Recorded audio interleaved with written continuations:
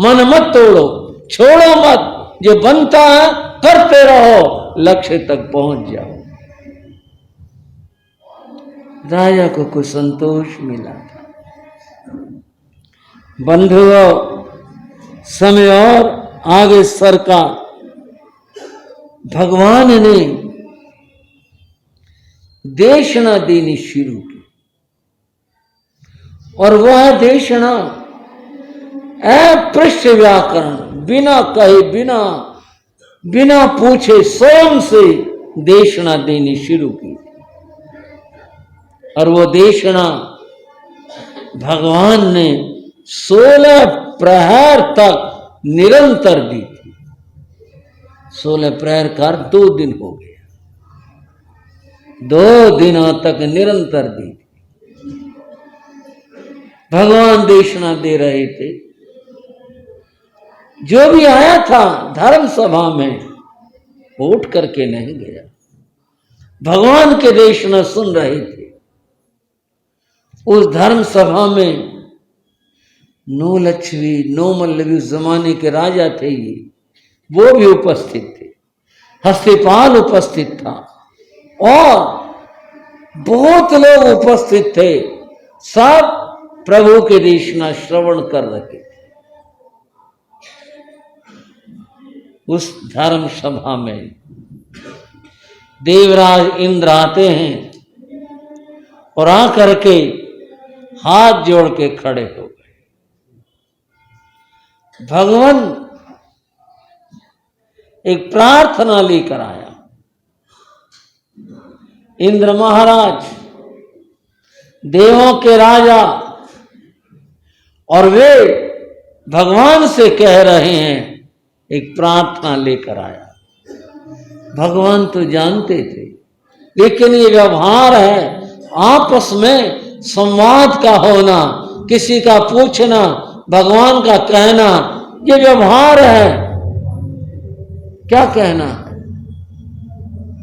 इंद्र महाराज ने कहा, भगवान इस समय आकाश के राशि मार्ग के ऊपर भस्मक नाम का एक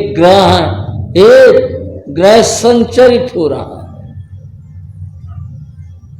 जो जानते हैं वो कहें ग्रह तो 9 ही होते हैं, 9 भी होते हैं, और अनेक ग्रह होते हैं जो हमारे ज्ञान से परे होते हैं, और वे भी जगत को प्रभावित करते हैं।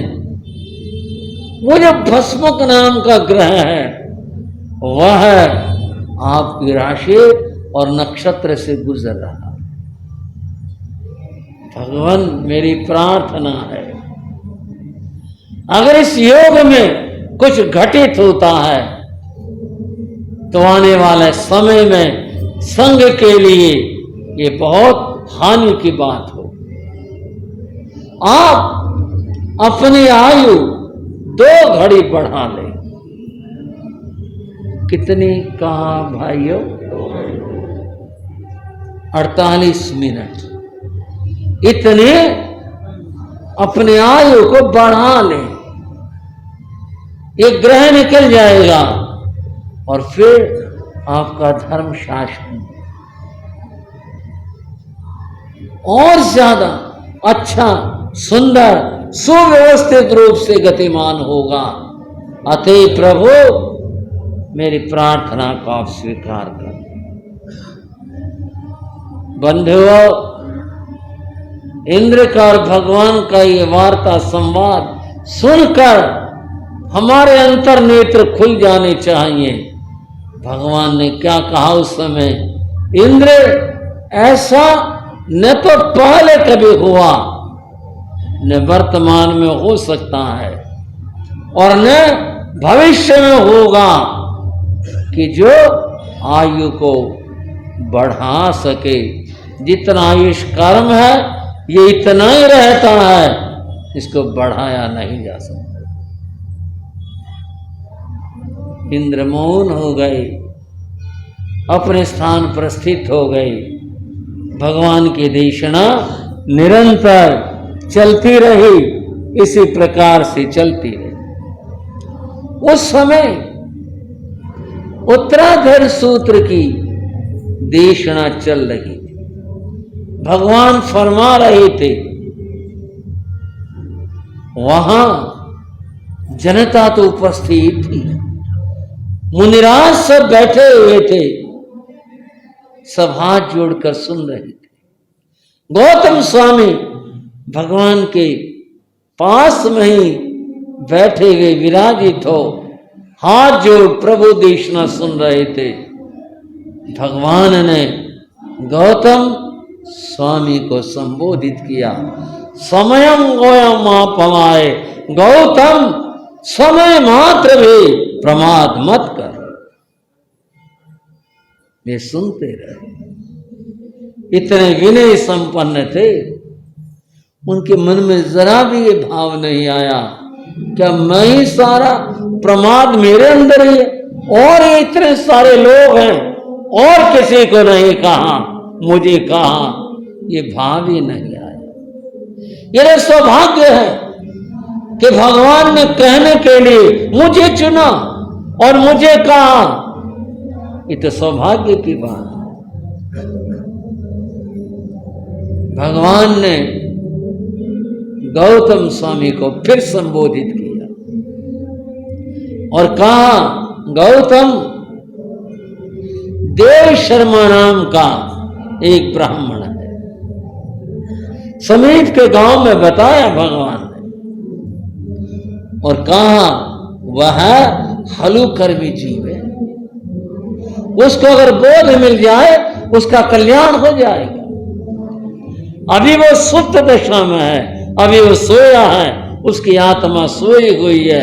अगर उसको उपदेश प्राप्त हो जाए, उसकी आत्मा जागृत हो जाएगी और वह भव से, संसार से पार हो जाएगी। तुम जाओ और जाकर देव शर्मा उस ब्राह्मण को जाकर प्रतिबोधित करो, उसको ज्ञान दो, उसको प्रतिबोध दो। ठीक है भगवान, जैसे आपकी आज्ञा। यहां भी गौतम स्वामी ने किंचित भी ये नहीं कहा, भगवान मैं तो सुन रहा था, और ही किसी की ड्यूटी लगा देते, और ही कोई चला जाता, या मैं फिर जा आऊंगा। विनय इसका नाम है। गुरु ने, भगवान ने कहा, तत्काल उसको उसी समय स्वीकार कर। गौतम स्वामी उठे, भगवान की वंदना की, तहत जैसे आपने कृपा की, जैसा फरमाया वो ठीक है, और गौतम स्वामी वहां से चले गए। दिन थोड़ा ही बाकी था, अभी था लेकिन कम था। गौतम स्वामी वहां से प्रस्थान करते हैं और उस गांव के लिए चल देते। गौतम स्वामी चले गए और धर्म देशना चलती रही। बंधुओं, भगवान तो भगवान हैं, उनकी तो बात क्या। गुरु जो भी कहते हैं वह शिष्य के हित के लिए और कल्याण के लिए हुआ करता है। अगर वो गुरु है, वो जो कुछ कहता है शिष्य के भले के लिए कहता है। एक गुरु और शिष्य चले जा रहे थे,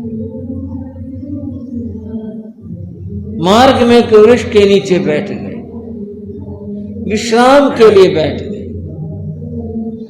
कहीं से एक काला नाग निकला और वह उधर को आया। शिष्य ने कहा, गुरुदेव, एक भयंकर नाग निकला आया है, इधर आ रहा है। कोई बात नहीं, नाग आया है।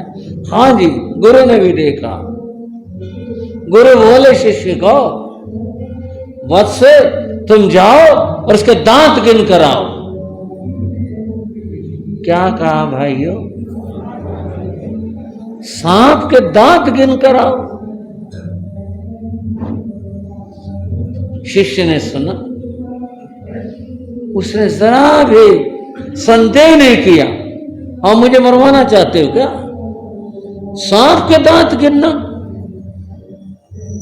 सांप कुछ दूरी पर था, शिष्य गया, कुशल था, उसने छोटे से कंकर ले, दो एक बार कैसे फेंके, उसकी तरफ गई, मारी नहीं, फेंके, उसने से मुंह खोला, फिर खोला, और शीघ्रता में शिष्य ने दांत गिन लिए। आकर बोला, गुरुजी संख्या बता दे, इतने तो बड़े दांत हैं और इतने छोटे दांत हैं उसके, और इतने हैं, कैसे गिना? मैंने गुरुदेव छोटी कंकर उसकी तरफ फेंकी 2-3 बार, ऐसे किया, और उसने ऐसे मुंह खोला, और जब मुंह खोला मैंने तत्परता से गिन लिया। नहीं भाई ऐसे नहीं। और गुरुदेव जाओ, उसे पकड़ करके हाथ में और उसका मुंह खोलना और फिर गिन के आना। ये तो सीधे सीधे बात होगी कि सर्प को छेड़ेंगे, पकड़ेंगे तो डंक मारेगा। पर शिष्य कैसा था? ठीक है गुरु, उसने कहा इसमें भी कोई भलाई है। वो गया, सर्प की ओर से पकड़ लिया, सर्प ने डंक मारना था, डंक मारा, उसने मुंह खोला, उसके दांत गिने और गिन करके आए। बोले गुरुजी गिन दिए। कितने हैं? इतने दांत हैं। कैसे गिने? आपने कहा था, मैंने पकड़ा। उसने कुछ कहा नहीं।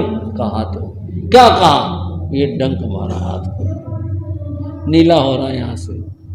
अच्छा कोई बात नहीं, सिर पर हाथ फेरा, चिंता मत कर, घबरा मत, आसन लगा अपना और चादर ओढ़ करके सो जा। सर का काटा और सोएगा वह। गुरु ने कहा सो जा। उसने आसन लगाया और वह लेट गया। वो लेटा रहा। कुछ समय बाद गुरु ने उसे उठाया, उठ भाई, उठ गया। बोले देख तेरे फला बीमारी थी, तेरी बीमारी खत्म हो गई। मैंने जानबूझ करके तेरे को सर से कटवाया था, तेरी बीमारी का उपचार ये था, और उपचार था ही नहीं। बोले जो आपने जो भी कुछ किया अच्छा ही किया। मैं तो यही सोचता था गुरु जो कर रहे हैं अच्छे के लिए कर रहे हैं, जो भी कुछ कह रहे हैं अच्छे के लिए कह रहे हैं, मेरा हित और मेरा भला है। विनयवान शिष्यों के ऐसी बात होती है, जो गुरु कहते हैं उसमें अपना हित मानकर से स्वीकार करते हैं। गौतम स्वामी के लिए इस बात को केवल समझने के लिए कह रहे हैं, उनकी तो बात ही क्या।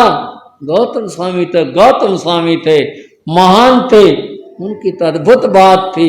भगवान की आज्ञा हुई, बोले चले। बंधुओं भगवान देशना देते रहे। ये देशना निरंतर चलती रही।